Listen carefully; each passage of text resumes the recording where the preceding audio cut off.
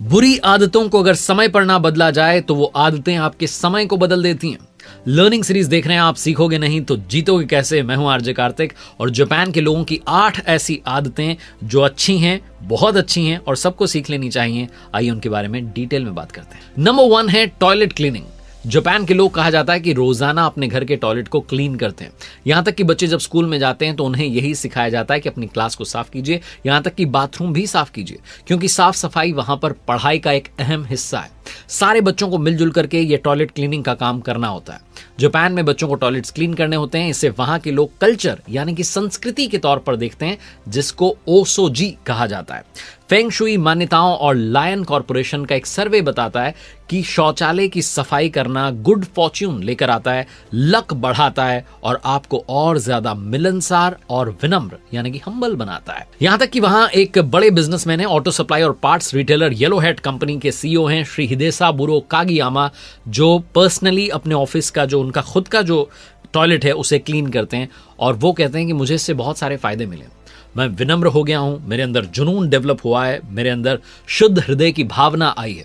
वो कहते हैं कि जब आप टॉयलेट क्लीन करते हैं तो आप मिलनसार हो जाते हैं, आप विनम्र हो जाते हैं और आप किसी भी काम को बड़ा छोटा करके नहीं देखते, आप सबको समान रूप से देखना शुरू करते हैं। तो जापान के लोगों की ये आदत जो हमें सिखाती है कि अपने टॉयलेट्स को क्लीन कीजिए, आपके अंदर हम्बलनेस भी आएगी, विनम्रता के साथ साथ एक जुनून आएगा कि मुझे अपने आसपास साफ सफाई रखनी है और किसी को भी कम नहीं आंकना है। दूसरे नंबर की आदत है जापानीज लोगों की ओजीगी, यानी कि सामने वाले का झुक करके अभिवादन करना। आपने बहुत सारी तस्वीरें, वीडियोस देखे होंगे जिसमें जापानीज लोग एक दूसरे को झुक करके नमस्ते, नमस्कार और प्रणाम कहते हैं। ये जापानीज कल्चर को दर्शाता है जिसमें सामने वाले का उतना ही सम्मान किया जाता है जितना कि स्वयं का हम चाहते हैं। ओजीगी का जो प्रयोग है, लोग वहां पर नमस्ते कहते हुए, अलविदा कहते हुए, यहां तक कि जो ग्राउंड स्टाफ होता है जब फ्लाइट टेक ऑफ कर रही होती है तो एयरलाइंस में बैठे जो पैसेंजर्स होते हैं, जो क्रू होता है, उनको ओजीगी के माध्यम से धन्यवाद देता है और नमस्कार करता है। वहां पर ये कल्चर का एक बहुत महत्वपूर्ण हिस्सा है। ये हमारे यहाँ पर भी संस्कृति का हिस्सा है, लेकिन हमारे यहाँ कुछ लोग इस आदत को धीरे धीरे भूल रहे हैं। हमारे यहाँ बड़ों का सम्मान किया जाता रहा है चरण छू करके। हमारे यहाँ पर दंडवत प्रणाम की आदत रही है। प्रणाम करने को भारतीय संस्कृति का महत्वपूर्ण हिस्सा माना गया है, जो कि धीरे धीरे थोड़ा सा दूर हो रहा है। हमें अपनी रूट्स को नहीं भूलना चाहिए, इस आदत को फिर से अपनी आदतों में शामिल करना चाहिए। नंबर 3 आदत है इनेमुरी। इनेमुरी का मतलब है ऑफिस में या किसी पब्लिक प्लेस पर एक झपकी ले लेना, आधे घंटे की नींद ले लेना या 1 घंटे की नींद ले लेना। हालांकि हमारे देश में इनेमुरी का कोई तुक नहीं बनता, क्योंकि हमारे यहाँ पर अगर कोई वर्क प्लेस पर सोता हुआ पाया गया तो बॉस उसके खिलाफ एक्शन ले सकते हैं। लेकिन ये बात जापान में जापानीज लोगों पर लागू नहीं होती। इस बात को वहाँ बहुत अच्छा माना जाता है। कहा जाता है कि जब वहाँ आर्थिक उन्नति का समय चल रहा था, इकोनॉमिकल ग्रोथ का समय चल रहा था, तो अखबारों में इस तरीके के विज्ञापन दिए जाते थे कि क्या आप अपनी नींद का त्याग करके सिर्फ और सिर्फ काम पर ध्यान देना चाहते हैं, देश को आगे बढ़ाना चाहते हैं। तो धीरे धीरे लोगों ने अपने काम को इतना ज्यादा शुमार कर लिया जिंदगी में कि नींद पीछे चली गई।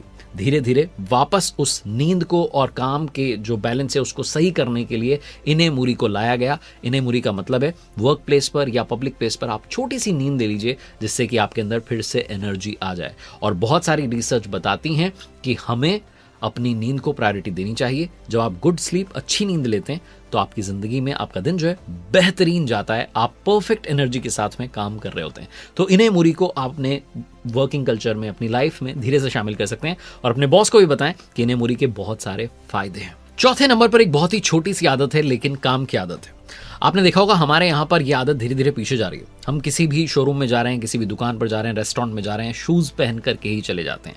जापान में ऐसा कल्चर नहीं है। वहां ताटामी, एक पुआल की बनी हुई चटाई होती है जिससे फ्लोर ढका जाता है। उस पर जूते पहनकर चलने से फ्लोर फट जाता है, इसलिए जूते पहले ही उतार दिए जाते हैं। इनफैक्ट घरों में जाने पर भी जापानीज लोग जो है अपने जूतों को व्यवस्थित तरीके से खोल करके अंदर जाते हैं। हमारे यहाँ कल्चर पहले हुआ करता था, लेकिन ये आदत भी धीरे धीरे जा रही है। ये आदत हमें समझाती है कि जब भी आप शूज उतार करके किसी के घर में जा रहे हैं, पहले तो आप शूज उतार दें ताकि उसके घर में बाहर की गंदगी अंदर ना जाए। कुछ लोगों को लगता है कि हम शूज पहनकर ही अगर लिविंग रूम में भी चले गए तो कौन सी बड़ी बात हो जाएगी, लेकिन मेरा मानना है कि हमें इस आदत को वापस अपनाना चाहिए। शूज बाहर उतार करके सामने वाले के घर में जाना चाहिए और जब आप शूज उतारें तो ध्यान दें कि आप ऐसे ही खोल करके ना चले जाएं, बहुत ढंग से उन्हें जमा करके व्यवस्थित करके ही किसी के घर में अंदर प्रवेश करें। नंबर 5 पर जिस आदत की बात करने जा रहा हूं, जापानीज लोग खाने से पहले अपने हाथों को अपनी छाती के सामने लेकर आते हैं और एक शब्द कहते हैं जो है इतादा की मासु।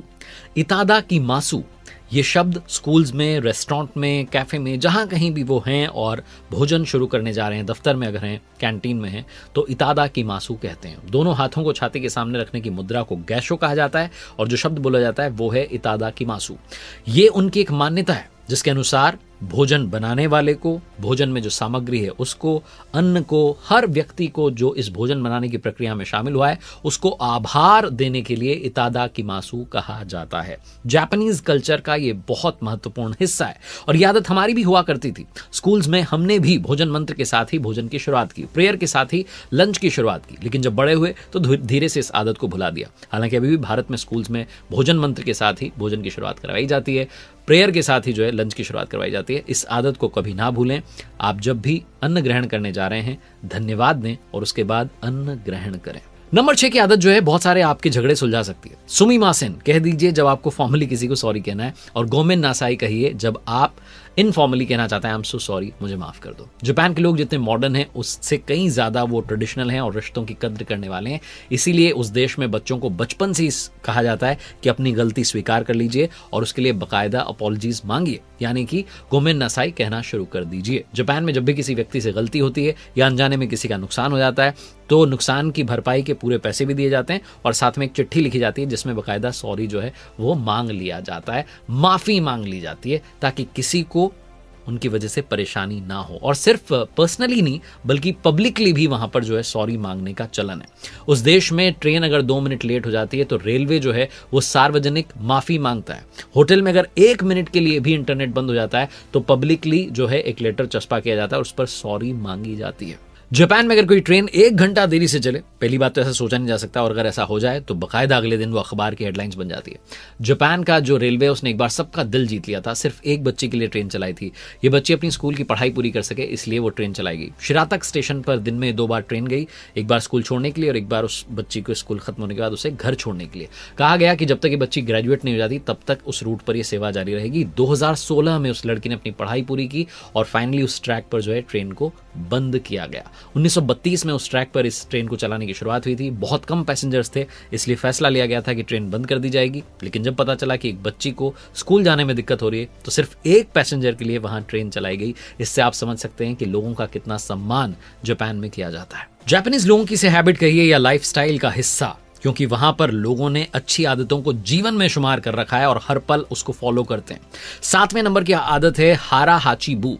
ये एक जापानीज कॉन्सेप्ट है। इनफैक्ट ये पूरी दुनिया में यूज किया जाता रहा है अलग अलग शब्दों के साथ, लेकिन कुछ लोग इसे भूल गए समय के साथ। इसे याद रखना चाहिए। इसका मतलब है कि आप खाते वक्त 80% ही पेट भरिए, 20% जो है जगह खाली रखिए, यानी कि ओवर ईटिंग मत कीजिए, अंडर ईटिंग भी मत कीजिए, लेकिन 80% अपने स्टमक को फिल कीजिए ताकि आप बीमारियों से बच सकें, लंबी उम्र जो है पा सकें। तो हारा हाची-बू एक जापानीज कॉन्सेप्ट है जो कि जापानीज हैबिट भी बनती जा रही है। वहां पर लोग 80% ही भोजन करते हैं और चॉपस्टिक से इसलिए भी खाते हैं, कहा जाता है, ताकि वो कम मात्रा में भोजन लें।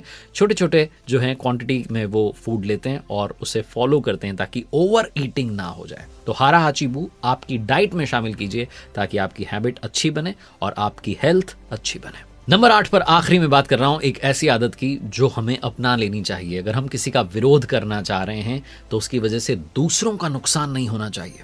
जापान में अगर कभी स्ट्राइक भी होती है तो स्ट्राइक पर जाने का अनोखा तरीका होता है। एक बार वहां बस के ड्राइवर्स ने हड़ताल की तो उन्होंने हड़ताल में बस बंद नहीं की बल्कि बस चलाते रहे, बस लोगों से पैसा लेना बंद कर दिया। इससे कंपनी का नुकसान हुआ और अल्टीमेटली ड्राइवर्स की मांगों को मान लिया गया। लोग जो हैं वो कहीं देरी से पहुंचे, उनका नुकसान हो जाए, ऐसा ड्राइवर्स ने नहीं सोचा। उन्होंने सोचा कि लोगों का जो समय का सम्मान है वो हमें करना चाहिए। लोगों को हम उसी तरीके से पहुंचाते रहेंगे जैसे पहुंचाते आए हैं, बस उनसे किराया नहीं लेंगे।